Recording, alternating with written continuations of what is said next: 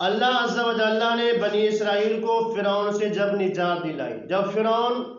غرق ہو گیا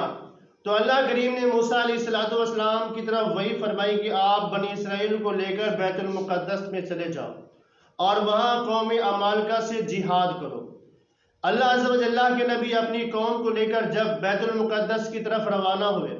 اور اپنی قوم سے کہا کہ اللہ تعالیٰ کی طرف سے حکم ہے کہ ہم بیت المقدس میں داخل ہوں گے اور قوم جبارین سے جنگ لڑیں گے۔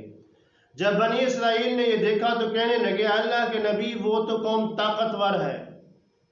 ہم اس کے ساتھ نہیں لڑ سکتے، ان کے ساتھ جہاد نہیں کر سکتے۔ حتیٰ کہ لوگوں نے اتنا کہہ دیا اللہ کے نبی آپ اور آپ کا خدا لڑے، فقاتل انا ہاہنا قاعدون، تو ہم بیٹھ کر آپ کا لڑائی کو دیکھتے رہیں گے، اتنا کہہ دیا۔ تو اللہ تبارک و تعالیٰ نے ان کی اس نافرمانی کی وجہ سے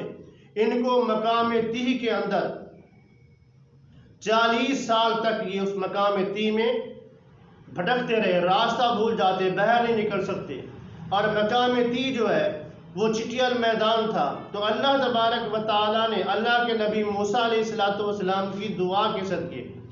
ان لوگوں پر بادلوں کا سایہ کیا اور ان لوگوں کے لیے اللہ کریم نے آسمان سے من و سلوہ نازل فرمایا۔ من جو ہے یہ ایک سفید رنگ کا شہد تھا، میٹھا تھا، بہت شیریں تھا، اور یہ اس طرح آسمان سے گرتا تھا جس طرح برفانی علاقے میں، جیسے ہمارے مری میں برف باری ہوتی ہے۔ اور اللہ کی قدرت و شان دیکھیے کہ یہ انسانوں کے اوپر یا ان کے کپڑوں کے اوپر نہیں گرتا تھا بلکہ ان کے برتنوں کے اندر گرتا تھا، اور ان کے برتن جو ہے وہ اس سے بھر جاتے تو وہ اسے کھاتے۔ اور دوسرے نمبر پر ان کے لیے سلوہ نازل ہوتا۔ سلوہ کیا تھا؟ سلوہ جو ہے یہ ایک بھنی ہوئی بٹیری تھی، یہ آسمان سے اس طرح اترتی تھی جیسے ہلکی ہوا کا جھونکا ہوتا ہے، اس پکی ہوئی بٹیری کو لے کر آتا اور وہ لوگ اسے لے لیتے اور اسے کھاتے تھے۔ اس پورے واقعے کو اللہ نے قرآن میں یوں بیان فرمایا وَنَزَّلْنَا عَلَيْكُمُ الْغَمَامَ وَنَزَّلْنَا عَلَيْكُمُ الْمَنَّ وَالسَّلْوَىٰ، کہ ہم نے ان کے اوپر آسمان سے بادلوں سے چھت کر دی اور ان کے لیے آسمان سے من و سلوہ نازل کیا، یہ اسے کھاتے تھے۔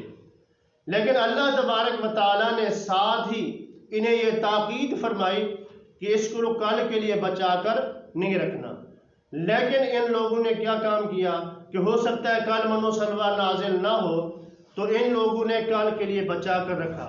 اور کل کے لیے جو بچا کر رکھا اگلے دن جب اسے دیکھا تو وہ گل کر چکا تھا، وہ خراب ہو چکا تھا، اس سے بدبو آ رہی تھی اور من و سلوہ کا اترنا بھی بند ہو گیا۔ میرے آقا کریم علیہ السلام نے فرمایا اگر بنی اسرائیل اسے چھپا کر نہ رکھتے